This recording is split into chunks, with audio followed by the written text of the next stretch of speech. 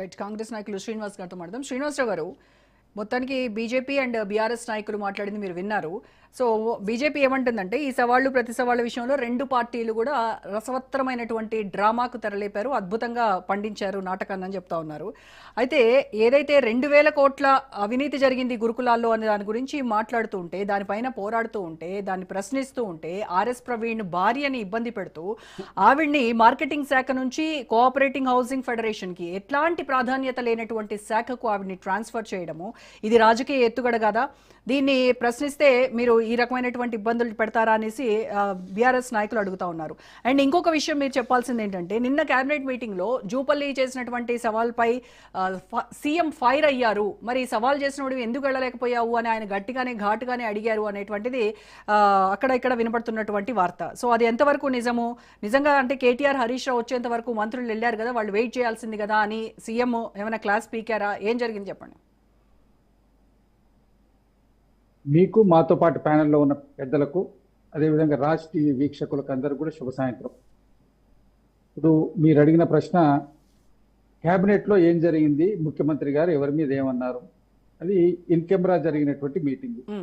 దాంట్లో ఏం జరిగింది, ఎక్కడ ఉన్నది అనేది స్పష్టంగా చెప్పడానికి నాకు అధికారికమైన సమాచారాలు ఏమి లేవు. యథార్థంగా ఎవరి మీద ఫైర్ అయ్యారు ముఖ్యమంత్రి గారు, ఇంకొక వార్తాపత్రికల్లో కొన్ని మీడియా ఛానల్లో కూడా ఉత్తమ్ కుమార్ రెడ్డి గారు వారి మధ్య మూసి మీద జరిగింది అన్నది అదొక ప్రస్తావన జరిగింది. అయితే ఇప్పుడు అనేది ఏంటంటే, క్యాబినెట్ లో జరిగినటువంటి ప్రెస్ వాళ్ళకు స్వతంత్రం ఉంటుంది, వాళ్ళకు కొంత లీక్స్ తీసుకొని రాసేటువంటి అవకాశం ఉంటుంది, వాళ్ళు రాస్తారు. అథెంటికేటెడ్ గా ఎట్లంటే, నేను ఒక పార్టీ ప్రతినిధిగా ఉన్నప్పుడు అథెంటికేటెడ్ గా ముఖ్యమంత్రి సార్ పర్మిషన్ ఇస్తే శ్రీనివాసరావు గారు, మేడం ఈ వార్త ఎక్కడి నుంచి వచ్చిందంటే, కాంగ్రెస్ ను సమర్థించే పత్రిక కాదు కానీ రేవంత్ రెడ్డిని వ్యక్తిగతంగా సమర్థించేటువంటి ఒక పత్రిక కథనం సర్క్యులేట్ అయింది, బాగా సోషల్ మీడియాలో కూడా సర్క్యులేట్ అయింది దాని గురించి. అవును, ఈనాడులో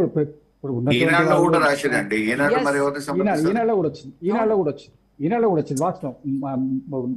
అల్లయ్య యాదవ్ గారు చెప్పింది వాస్తవం, పెద్దల వెంకరెడ్డి గారు జరిగింది కూడా వాస్తవం. అది మనం చూడలేదు, నేను వినలేదు, నేను చూడలేదు, వార్తా కథనాల ప్రకారం మాట్లాడడం. ఎందుకంటే నేను పార్టీ ప్రతినిధిగా నేను దాన్ని ఎండాస్ చేయలేను. కాబట్టి రేవంత్ రెడ్డి గారిని కాపాడాలి కదా బీజేపీ వాళ్ళు, అందుకోసం అని చెప్పేసి ఇప్పుడు రేవంత్ రెడ్డి గారిని కాపాడడానికి వెంకరెడ్డి గారు ఒక అలా తీసుకున్నారు అట్లా. ఓకే, ఇప్పుడు మిమ్మల్ని ఇప్పుడు ఒకటి ఏంటంటే, ఇప్పుడు ఈ చర్చ ఇప్పుడు మీరు ఏదైతే అడిగినరో, దీంట్లో మంత్రుల మీద ఫైర్ అయ్యిండ్రా, అది అప్రస్తుతం. నేను అడిగింది 2,000 కోట్ల గురుకులాలకు సంబంధించి అవినీతి ఆరోపణలు, దానికి సమాధానం చెప్పలేక ఎవరైతే పోరాడుతున్నారో, ఎవరైతే ప్రశ్నిస్తున్నారో ఆర్ఎస్ ప్రవీణ్ భార్యని, ఇప్పుడు 1 year సర్వీస్ ఉంది, అలాంటప్పుడు వాళ్ళకి ట్రాన్స్ఫర్స్ ఇవ్వకూడదు, అయినప్పటికీ కూడా ట్రాన్స్ఫర్ చేయడం వెనకాల బలమైన కారణం ఏంటి?